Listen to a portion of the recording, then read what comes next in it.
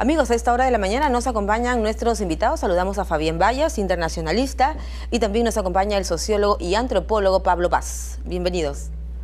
Buenos días. Gracias por acompañarnos hoy sábado. Bueno, el día 1 y 2 nuestro país es el anfitrión de 32 economías que se reúnen en esta tercera edición de la cumbre ASPA. Quisiera empezar a preguntarles a nuestros invitados, ¿qué es un país árabe?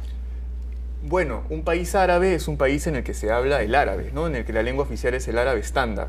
Dentro de los países árabes se hablan dialectos distintos, que pueden ser muy distintos entre sí, casi como idiomas distintos, pero el idioma oficial, el que se enseña en la escuela, es el árabe estándar, ¿no? Eso es lo que determina que un país sea árabe o no. Irán, por ejemplo, no es un país árabe porque en Irán se habla el farsi, ¿no? El persa. Turquía tampoco porque en Turquía se habla el turco. Afganistán tampoco porque se habla pashtún, se habla persa y otros idiomas. ¿Libia? ¿No? Libia sí, en Libia se habla árabe. Aunque no participa en esta cumbre. Es Siria la que no participa en esta cumbre porque ha sido suspendida, ¿no? Ya. Libia sí. Sí.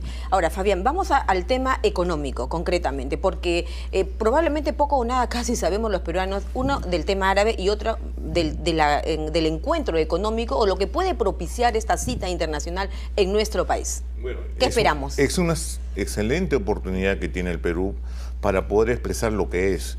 Cuando un país quiere ser poderoso, no solamente lo es a través militar y económico, sino también es lo que muestra, lo que proyecta, la imagen que tiene.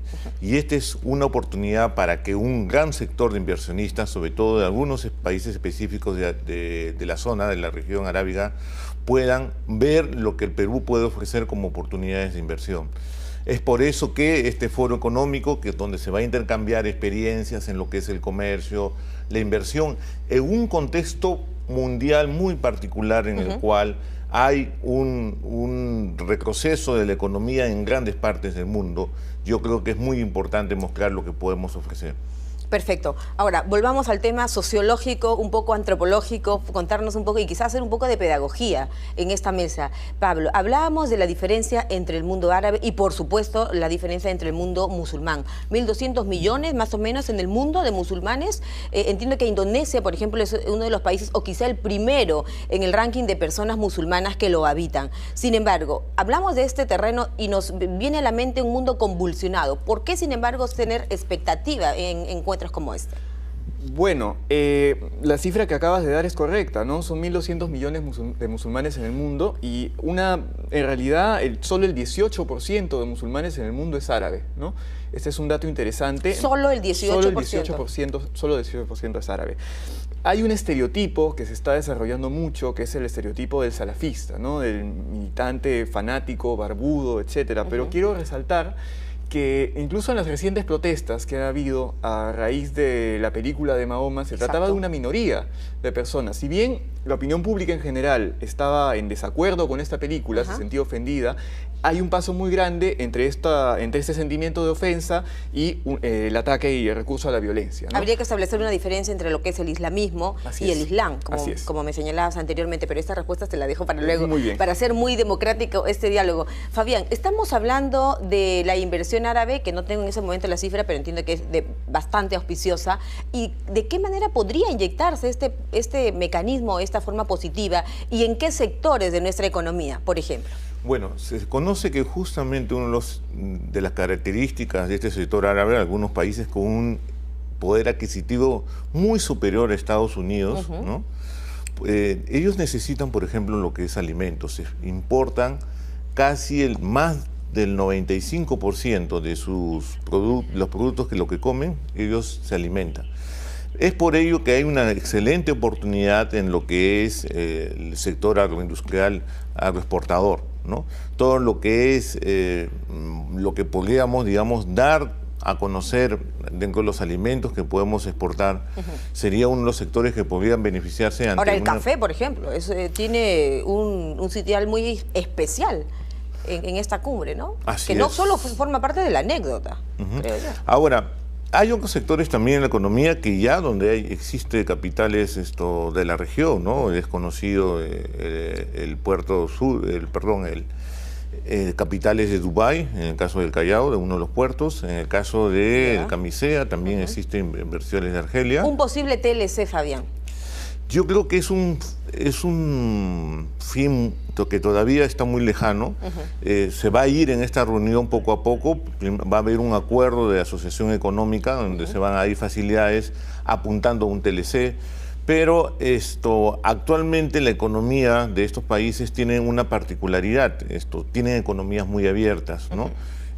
Yo creo que un acuerdo de asociación estratégica económica sería un primer paso que podría después derivar un TLC, pero yo no lo vería como una prioridad como ha existido en otras ocasiones para otros sectores. Correcto. Pablo, estábamos hablando de la diferencia breve, para pasar a otros temas, entre lo que es el islamismo como corriente política y el islam concretamente. Así es, efectivamente. El islam es una religión monoteísta, y el islamismo es una corriente política moderna, ¿no? Es una corriente política del siglo XIX que buscaba alcanzar la modernidad volviendo a las raíces islámicas, ¿no? De alguna manera es una aplicación de la religión a la política. Hay una diferencia importante, no todos los musulmanes son islamistas, ¿no? Cuando hablamos de islamismo hablamos concretamente de movimientos políticos. Dentro del islamismo también hay distintos espectros. Hoy en día Mohamed Mursi, que es el presidente de Egipto, pertenece a los Hermanos Musulmanes, que era una agrupación islamista. Sin embargo, dentro de este islamismo hay islamismos más moderados y más radicales. Los salafistas, por ejemplo, aquellos que usualmente se les relaciona con eventos violentos, que llevan la barba, ¿no?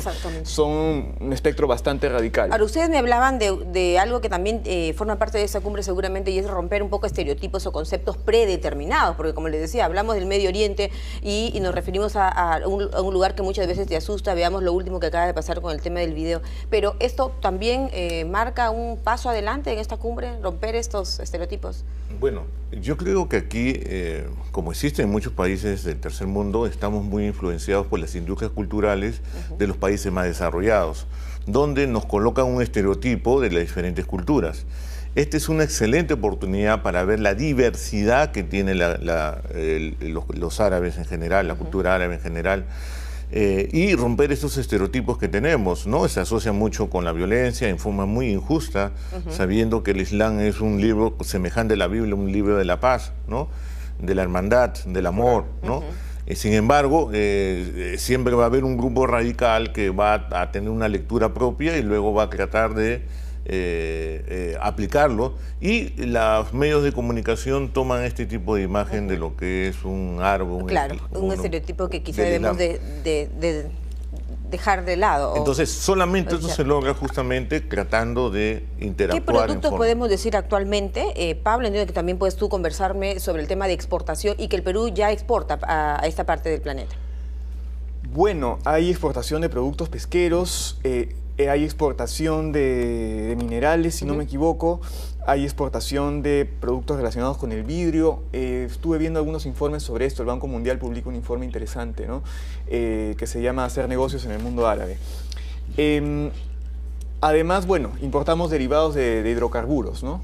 Concretamente plástico. Importamos. Pero importamos, sí, claro. Pero son mínimas las transacciones comerciales hasta ahora. Representan solo el 0,2 o 0,3% del total de... Ahora, ¿por qué pensar, Fabián, total, en todo caso, que esto puede mejorar? Hablemos de que, por ejemplo, las preliminares... comentarios o anuncios han sido de que en materia energética, en el tema también científico, va a haber un gran paso luego de esta cumbre. ¿De qué hablamos? Bueno, para terminar, para complementarlo, las relaciones económicas, yo creo que Perú está muy rezagado con respecto a los países de Sudamérica. Brasil tiene el primer puesto de la mayor cantidad de importación-exportación, Argentina y Chile en ese orden, y Perú está entre los últimos. Yo creo que es una extraordinaria oportunidad para implementar las importaciones y las exportaciones.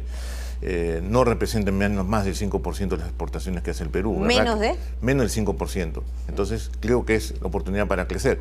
Con respecto a tu pregunta acerca de la parte no económica, de lo que se pueden llegar a un acuerdo, va a haber un área de lo que es la cultura y lo que son las becas. A mí me parece que la agenda de cooperación, concretamente, Fabián, agenda de cooperación, que es a lo que ya se avanzó en Nueva York y que lo ha dicho nuestro canciller Roncaglia, ¿qué marca esta agenda de cooperación? Porque queremos, francamente, saber lo positivo que le trae al Perú. Hay un fondo, por ejemplo, económico que está pendiente, hecho por esos países en caso de crisis, en el que Perú puede aplicar para poder tener acceso a nuevos capitales en la región.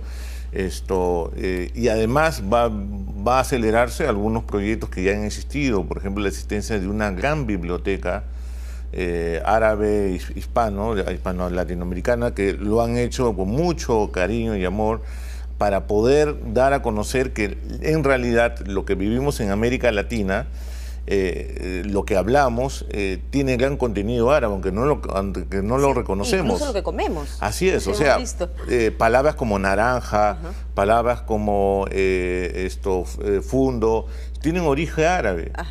Uvas. Y algunas otras, ¿no? Sí. Muchas otras, digamos. Muchas otras, y mucha de nuestra gastronomía también está influida por la gastronomía árabe, ¿no? El seco de cordero. Seco de cordero, por ejemplo. Sí.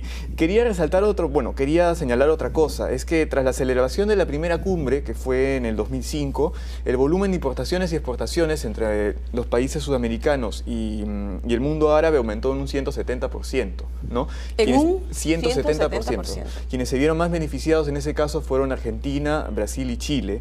Y hay carreras, por ejemplo, para los estudiantes que serían muy interesantes en este momento, ¿no? La ingeniería petroquímica, por ejemplo. Estos son países que tienen mucha experiencia explotando hidrocarburos y donde estas carreras serían de gran importancia para el Perú. Imagínate, la petroquímica, que es un tema que acá en el Perú está también entrando en boga, se puede decir, Fabián. Yo creo que sin duda. Estamos sacando petróleo y gas, pero todavía nos falta el valor agregado a darle estos productos. Y hay bastantes proyectos para que pueda ser, dar apoyo. Creo que ambos coinciden en que es general. Una cita expectante y que finalmente nuestro país como anfitrión quede en la vitrina, una vez más, ante el mundo. ¿Y en qué condiciones? ¿Estamos en buenas condiciones, digamos?